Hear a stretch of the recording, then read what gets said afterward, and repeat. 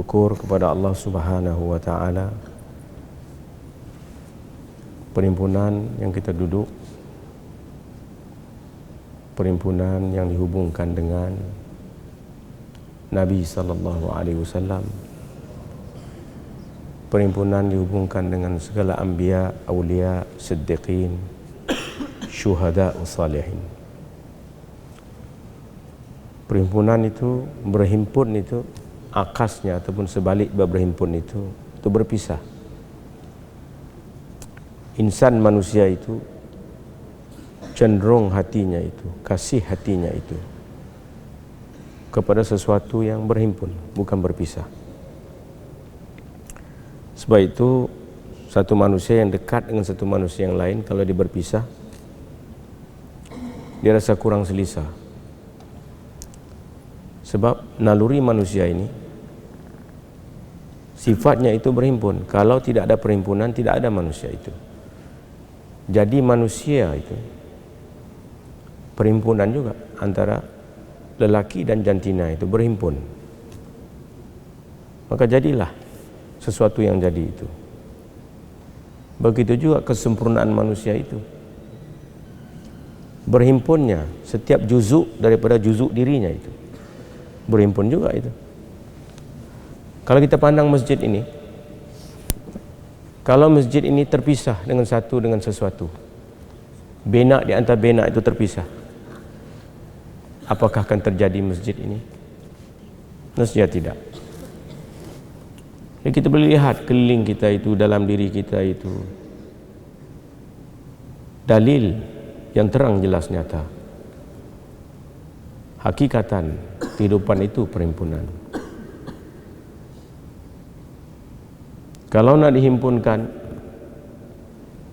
kertas itu dengan kertas berhubung dia, kayu dengan kayu itu berhubung dengan dia, batu dengan batu berhubung dengan dia.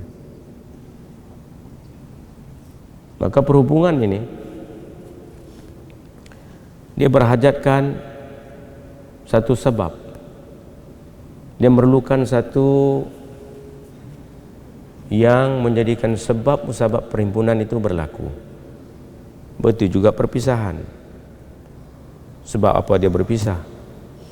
Sebab apa dia berhimpun? Sebab itu. Atau kenapa dia berpisah? Kenapa dia berhimpun?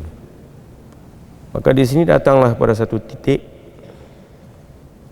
penerangan manusia itu apabila dia berbuat sesuatu atau dia tinggal sesuatu, kenapa dia buat itu? Kenapa dia tinggal itu? Kenapa anda berbuat apa yang anda berbuat? Kenapa anda berbuat apa yang anda berbuat? Kenapa kita berbuat apa yang kita berbuat? Tak kira apa juga, sekecil-kecil, sebesar-besar perbuatan yang kita berbuat itu. Tapi kenapa kita berbuat itu? Kenapa itu menjadi dasar? Kenapa? Kenapa kita berhimpun di sini? Kenapa kita berpisah? Kenapa kita buat amal itu? Kenapa kita tinggal amal ini? Kenapa itu? Kenapa kita berbuat sesuatu apa yang kita berbuat?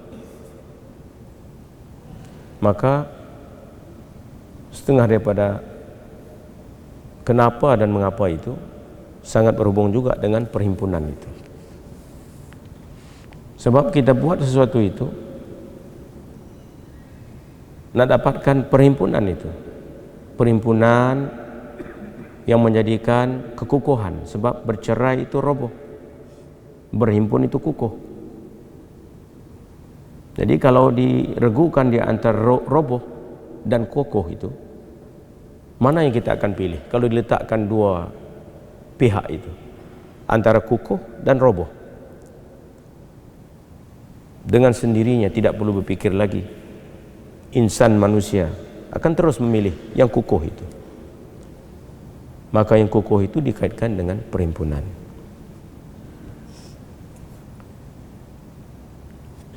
Kenapa kita berbuat? Kenapa kita tidak berbuat? Manusia itu berbuat.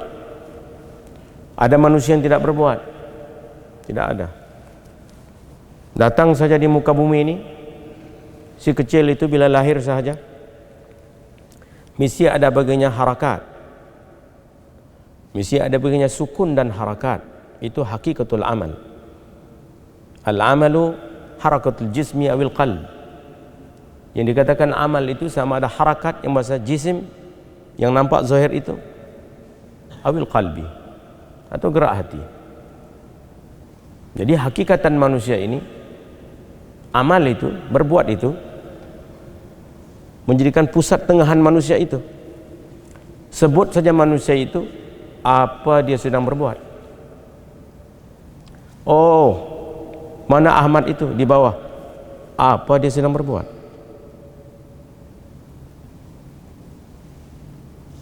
Soalan itu akan timbul. Mana Ahmad itu di bawah, berhenti di situ, apa dia sedang berbuat. Jadi pusatan titik bagi insan manusia itu berbuat. Berbuat itu sangat hubung kait dengan perhimpunan. Nabi sallallahu alaihi wasallam diutuskan supaya dapat kita berhimpun. Berhimpun dalam arti kata kesatuan, tidak bercerai. Sebab itu majlis yang kita duduk ini, majlis berhimpun ini, supaya naluri hati itu selaras, secucuk dengan penciptaan bagi hati itu sendiri, tidak bersanggah. Apa juga yang kita berbuat itu, perbuatan itu, pusatan tengah manusia itu, berbuat sesuatu atau tinggal sesuatu. Maka perbuatan itu luas, tidak sempit. Maka yang luas itu, kalau tidak ada garisannya, hilang pedomannya. Tidak tahu kemana dia. Kita masuk masjid ini, kemana kau nak pergi? Sebelah kiri, sebelah kanan. Nak duduk di depan atau di belakang? Kan menunjukkan garisan itu, menunjukkan satu penetapan yang terang jelas nyata. Berdepan dengan keluasan masjid itu, kelapangan masjid itu, mesti terang. Duduk di mana? Di depan, di belakang. Bila sudah terang target kita itu, pusatan kita itu, kita pun wukuf di situ. Berhenti ya. Bukan wukuf haji, berhenti itu. Berhenti di situ, sama di belakang atau di depan, kita berhenti. Nah, sudah berhenti itu, seolah kita terhimpun diri kita di situ. Seolah waktu kita berjalan itu, di antara berjalan dan berhenti itu, seolah berhenti itu berhimpun, berjalan itu masih bercerai. Masya Allah. Di dalam berjalan itu ada perceraian itu. Nak mengisyaratkan dalam kehidupan ini ada perceraiannya, ada perhimpunannya. Kalau tidak terang jelas nyata tentang perceraian dan perhimpunan, kalau tidak terang jelas nyata perbuatan itu yang kita buat itu nak menarik diri insan, nak menarik diri manusia itu supaya berhimpun dia. Sebab kekuatan insan manusia itu dalam perhimpunan. Bila berhimpun teguh, bercerai roboh.